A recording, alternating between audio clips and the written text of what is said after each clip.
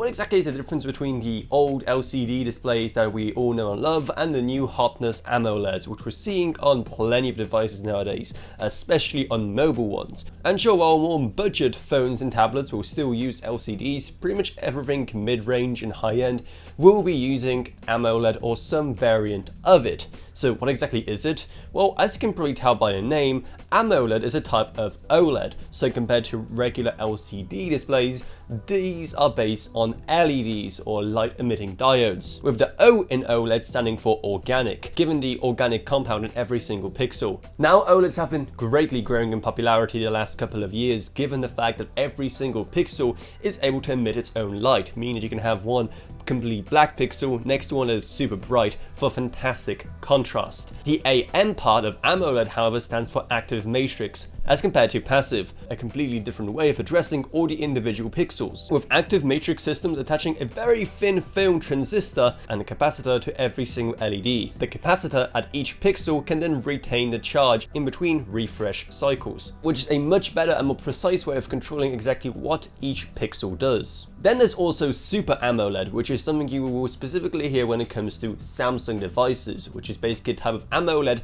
that incorporates a touchscreen right into the pixel layer rather than having a separate touchscreen film on top of the display.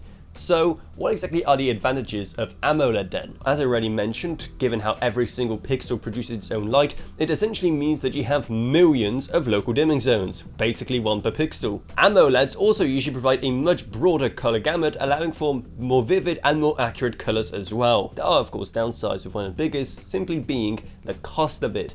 Given how it is a more premium technology, while it has become a lot more accessible in recent years, it is still found in more expensive devices. Not to mention the fact that, as with all OLEDs, there is some risk of burn-in, basically some images and some patterns being retained on pixels forever. However, as the technology is being improved, that is becoming far less of a risk, and something you really don't have to worry about too much. So that is pretty much everything you need to know about what the key differences are between AMOLED and also LCD. So if you found this video helpful, maybe subscribe to How To Authority for more like this in the future.